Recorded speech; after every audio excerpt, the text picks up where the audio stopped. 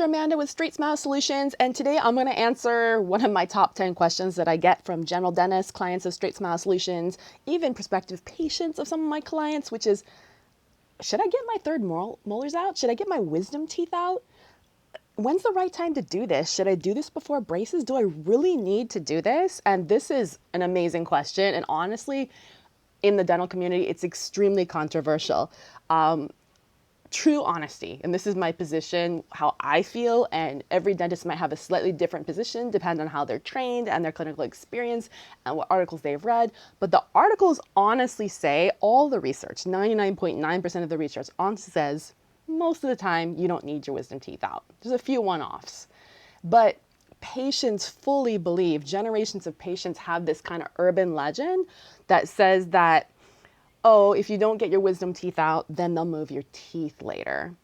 And honestly, that's really not true, because what patients think, what they see, what they don't know is that teeth always have a trend or a tendency or a predisposition towards moving and moving forward. We call it moving towards the mesial, moving towards the front and the middle of your mouth. They always migrate. They're like nomads. They migrate.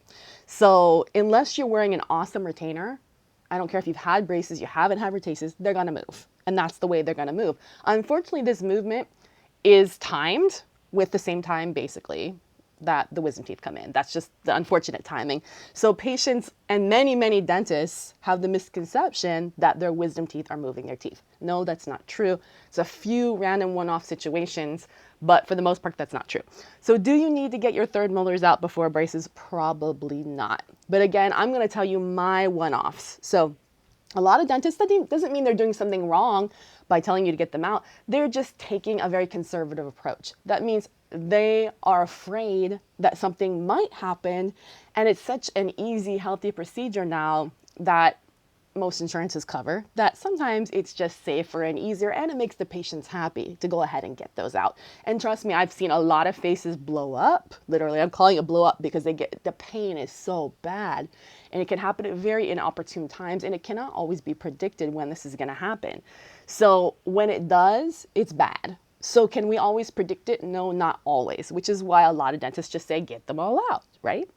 Okay, but if it was my kid, and this is how I like to approach things, and granted, you know, my kids do know a lot about dentistry, but if it's my kid, would I take my kid's third molars out? Probably not.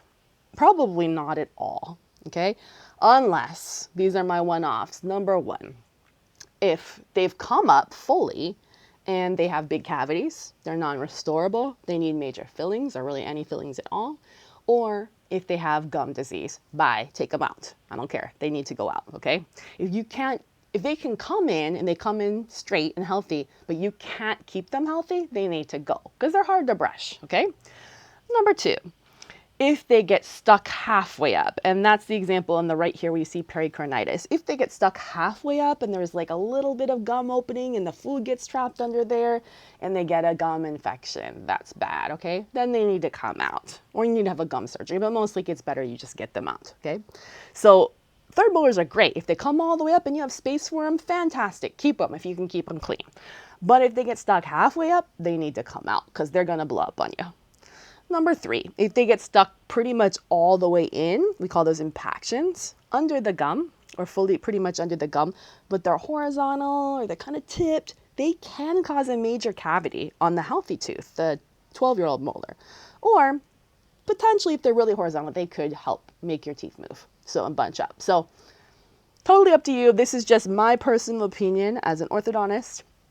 And this is how I advise my patients and my clients of StraightSmile Solutions. Any questions, or if you want your dentist to learn more about orthodontics, teeth movement, anything like that, visit StraightSmileSolutions.com and have a great day. Thank you.